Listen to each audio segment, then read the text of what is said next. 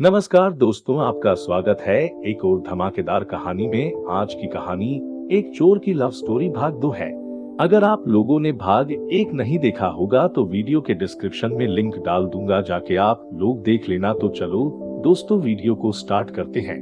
बिल्ला वापस जंगल में अपने घर आकर सो गया।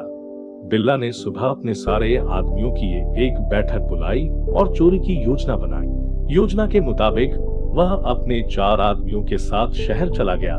दिन में सब अपना अपना भेष बदलकर से धर्मराज के घर की निगरानी करने लगे और जैसे ही रात हुई, योजना के मुताबिक बिल्ला अपने 4 आदमियों के साथ आगे बढ़ा। सब चुपके से एक दीवार के पीछे छुप गए। घर के बाहर 3 पहरेदार खड़े थे। बिल्ला ने और उसके 2 आदमी ने क्लोरोफॉर्म निकाला और रुमाल में डाल दिया। फिर धीरे से उन्होंने पहरेदार को पीछे से पकड़ा और मुंह नाक को क्लोरोफॉर्म वाले रुमाल से दबोचा। थोड़ी देर में तीनों पहरेदार बेहोश हो गए।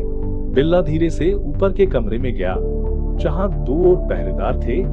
बिल्ला ने दोनों के गले पे चाकू रखा और कहा कि जरा सी भी आवाज नहीं, जरा सी भी हरकत की तो सीधा ऊपर, समझे? कहकर बिल्ला ने दोनों के मुंह को एक पट्टी से बांध दिया और आवाज करने के लिए मना किया। कुछ देर बाद बिल्ला के आदमी भी ऊपर आ गए और वो 2 पहरेदार को भी क्लोरोफॉर्म से बेहोश कर दिया। बिल्ला ने सारा कमरा छान मारा लेकिन कहीं पर भी कुछ हाथ नहीं लगा। फिर सब मिलकर तीसरी मंजिल पे पहुंच गए जहां धनराज ने अपना सारा सोना, पैसा, गहने आदि सब छुपाया था। सेठ धनराज उसी कमरे में सोया हुआ था। अचानक बिल्ला का चाकू गलती से जमीन पर गिर गया। चाकू के गिरते ही थोड़ी आवाज हुई और धनराज की आंख खुल गई। धनराज एक भी लफ्ज बोलता उससे पहले ही बिल्ला ने उसको गले से पकड़ा और उसका मुंह अपने हाथों से बंद कर दिया।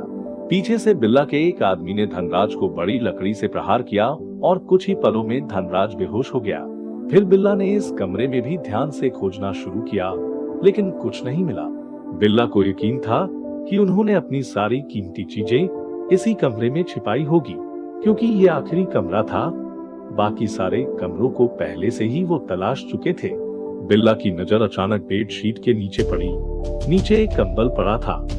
बिल्ला ने वह कंबल वहां से हटा लिया और उसने देखा कि एक बड़ा सा संदूक उसके नीचे था। बिल्ला को पूरा यकीन था कि संदूक में से जरूर कोई कीमती चीज मिलेगी। बिल्ला ने अपनी बैग से संदूक का ताला तोड़ने के लिए कुछ औजार निकाले और उसकी मदद से ताले को खोल दिया। ताला खुलते ही बिल्ला के तो होश उड़ गए। उसने इतना सारा सोना और कीमती हीरे पहली बार अपने जीवन में देखे थे। बिल्ला ने सारी कीमती चीजें 2-4 बैग में भरी और वहां से जंगल की ओर भाग गए। सुबह जब धनराज को होश आया तो उसके पैरों तले जमीन खिसक गई। उसने देखा कि उसकी सारी धन संपत्ति की चोरी हो गई, जो उसकी खून पसीने की कमाई थी। लेकिन अब रोने के सिवा उनके पास और कोई रास्ता नहीं था। उन्होंने और उनकी पत्नी ने पुलिस स्टेशन में जाके एक शिकायत दर्ज करवाई। पुलिस ने शिकायत दर्ज की और कहा कि हम इसकी जांच पड़ताल करके आपको बताएंगे। आप निश्चित रहिए, हम आपकी सहायता के लिए ही हैं। चोर बहुत जल्द पकड़ा जाएगा। कुछ दिनों के बाद बिल्ला अपना भेष बदलकर पुलिस स्टेशन में पहुंचा और पुलिस इंस्पेक्टर को भारी नकद और कीमती हीरे देकर इस केस को बंद करने के लिए कहा। पुलिस ने वह केस बंद कर दिया और कुछ दिनों बाद धनराज और उनकी पत्नी को बुलाकर कहा कि आई एम सॉरी, लेकिन वह चोर फिर हमारे हाथ से निकल गया। हमने बहुत कोशिश की लेकिन उसको पकड़ नहीं सके। हमारी टीम ने दिन रात एक कर दी लेकिन चोर और चोरी की चीजों का कोई पता नहीं चला। हमारी कोशिश जारी है, हम जरूर उसको खोज निकालेंगे। बिल्ला ने कुछ दिनों तक अपने साथियों के साथ दावत की। कुछ दिनों बाद बिल्ला को बैंक लूटने का विचार आया। उसने अपनी साथी मित्रों के साथ फिर से शहर जाने का निश्चय किया। सब भेष बदल कर रहने लगे। ज्ञान दर्पण विद्यालय के ठीक पास में एक बैंक थी। बिल्ला ने उसी बैंक को लूटने की योजना बनाई। बिल्ला ज्ञान दर्पण विद्यालय के बाहर गुब्बारे वाला बनकर बच्चों को गुब्बारे बेच रहा था ताकि किसी को पता न चले। तन्वी इसी विद्यालय में बच्चों को पढ़ाती थी। तन्वी रोज बिल्ला के ख्यालों में डूबी रहती थी। उसको बिल्ला से मिलने की अत्यंत आतुरता होती। उस दिन शाम को उसने अपने विद्यालय के बाहर गुब्बारे वाले को देखा तो वो पहचान गई और उसने कहा, आप वही हो ना जिसने उस दिन मेरी इज्जत बचाई थी।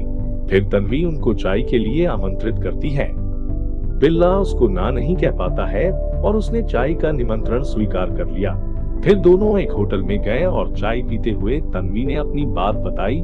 सबसे पहले मैं आपका नाम जानना चाहती हूँ, क्या मुझे आपका नाम जानने का सौभाग्य प्राप्त हो सकता है?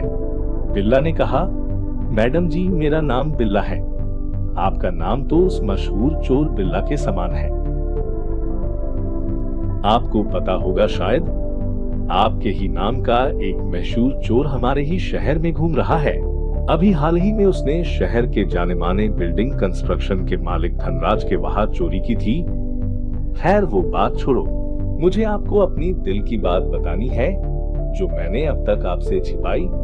दरअसल मैं आपसे प्रेम करती हूँ। मैंने उसी वक्त आपको अपना दिल दे दिया था जब आपने अपनी जान पर खेलकर मेरी जान बचाई थी। मेरे मन से आपकी तस्वीर जा ही नहीं रही है। मैं हर एक पल आपको याद करती हूँ। आपके ही ख्याल मेरे मन में होते हैं। मैं आपके साथ अपनी जिंदगी जीना चाहती हूँ। क्या आप मेरे जीवन साथी बनेंगे?